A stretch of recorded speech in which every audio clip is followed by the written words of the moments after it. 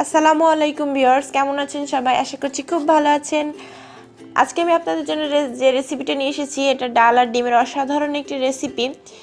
বর্তমান সময়ে আমাদের জন্য বারবার বাজারে যাওয়া একটু খুব অসুবিধাজনক। সেই জন্য বাসায় যদি মাছ মাংস না থাকে, তাহলে এই রেসিপিটি তৈরি করে আপনি আপনার পরিবারকে চমকে দিতে পারেন।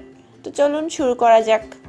আজকের রেসিপির জন্য আমার লাগছে ডাল। আমি এক বাটি ডাল ভিজিয়ে রেখেছিলাম, দুটো কাঁচামরিচ, টুকরো করা আলু, টুকরো করা টমেটো, পেঁয়াজ কুচি, গোটা জিরা, দুইটা তেজপাতা, দুইটা কাঁচা লঙ্কা, দুইটা শুকনো লঙ্কা, দুইটা এলাচ আর দারচিনি, আর লাগছে লবঙ্গ। আর এখানে আমি একসঙ্গে শুকনো মরিচ, জিরা, আদা, রসুন একসঙ্গে পেস্ট করে রেখেছিলাম। আর লাগছে হলুদ, লবণ গুঁড়া ও সাদা তেল। এ পর্যায়ে আমি ডাল, দুইটা ডিম এবং কাঁচামরিচ দুটো একসঙ্গে ব্লেন্ডারে ব্লেন্ড করে নিব।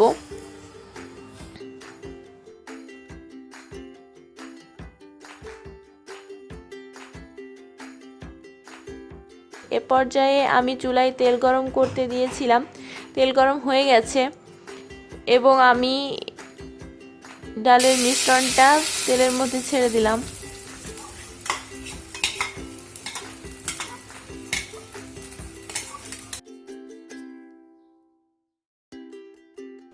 লবণ ও হলুদ গুঁড়া, প্রয়োজন মতো লবণ এবং হলুদ গুঁড়া দিয়ে দিব। খুব ভালো করে নেড়ে নিব।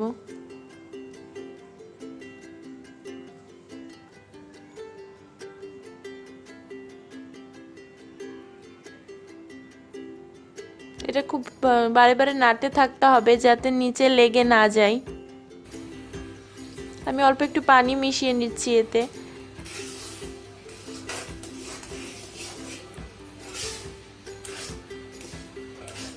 যখন ডালের মিশ্রণটি এভাবে শুকনো হয়ে যাবে, তখন একটা প্লেটে তেল মাখিয়ে নিয়ে আমি মিশ্রণটিকে তুলে নিব।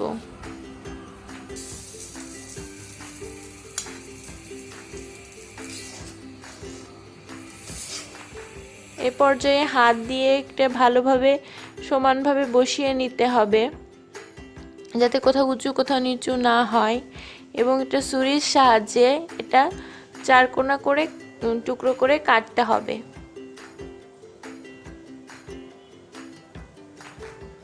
আপনার ইচ্ছা মতো সাইজ অনুযায়ী এটা কেটে নিতে পারেন।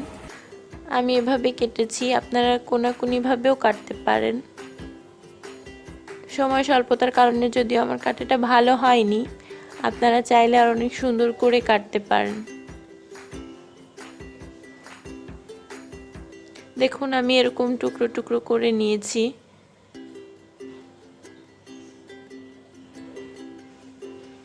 এখন আমি একটা বাটিতে কিছু ময়দা পানিতে মাখিয়ে নিয়েছিলাম এবং এগুলো আমি ময়দা অথবা চালের গুঁড়া ব্যবহার করলেও চলবে। এগুলো আমি চুবিয়ে নিচ্ছি, এতে করে এটা ভাঙবে না। এবার তেল গরম করে আমি টুকরাগুলো ভাজতে দিয়েছি। নতুন নতুন রেসিপি পেতে আমার চ্যানেলটি সাবস্ক্রাইব করুন এবং পাশে থাকা বেল বাটনে ক্লিক করুন। ডালের বরফিগুলো ভাজা হয়ে গেছে, এগুলো ভেজে একটা প্লেটে তুলে নিয়েছি। এ পর্যায়ে আমি আলুগুলো ভেজে নিচ্ছি এবং এর মধ্যে প্রয়োজন মতো লবণ ও হলুদ গুঁড়া দিয়ে দিলাম।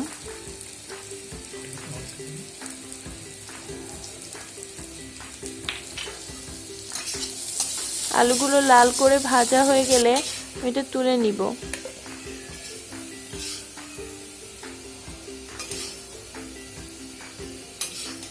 এবং একটা কড়াইয়ে তেল গরম করে এতে দুটো শুকনা মরিচ, তেজপাতা, লবঙ্গ, এলাচ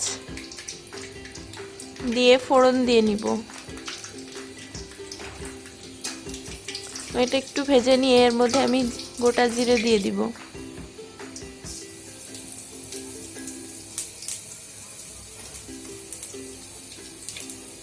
এই পর্যায়ে আমি পেঁয়াজ কুচিগুলো দিয়ে দিলাম এবং একসঙ্গে নাড়তে থাকবো। পেঁয়াজটা লাল করে ভাজা হয়ে গেলে আমি মশলার পেস্টটা এর মধ্যে দিয়ে দিব। নতুন নতুন রেসিপি পেতে আমার চ্যানেলটি সাবস্ক্রাইব করুন এবং পাশে থাকা বেল বাটনে ক্লিক করুন। সবগুলো মশলা ভাজা হয়ে গেলে আমি লবণ ও হলুদ গুঁড়া দিয়ে দিব।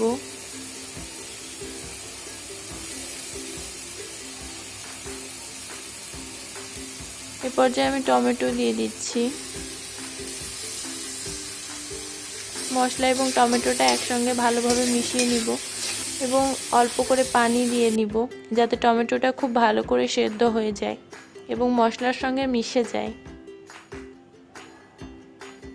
টমেটোটা সেদ্ধ হওয়ার জন্য আমি এটা ঢাকা দিয়ে রাখবো।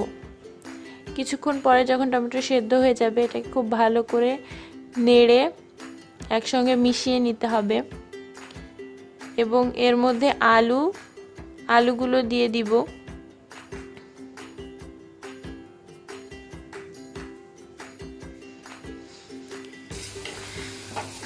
মশলার সঙ্গে আলু মিশিয়ে নিয়ে আমি এর মধ্যে ডালের বরফিগুলোও দিয়ে দিচ্ছি এবং সব কিছু একসঙ্গে কষিয়ে নিব।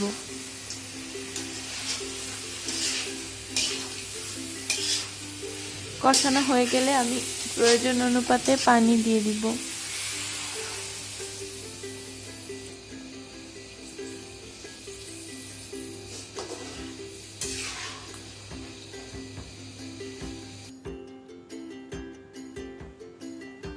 এবার কিছুক্ষণ ঢাকনা দিয়ে ঢেকে রাখতে হবে।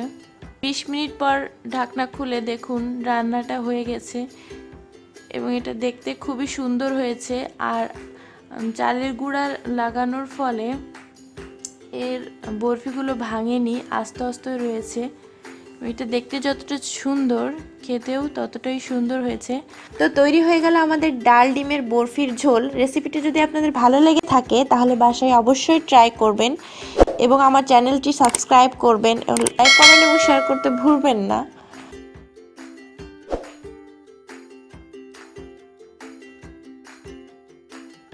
তো আজকে এই পর্যন্তই, দেখা হবে নতুন কোনো রেসিপি নিয়ে। সবাইকে অসংখ্য ধন্যবাদ। আল্লাহ হাফেজ।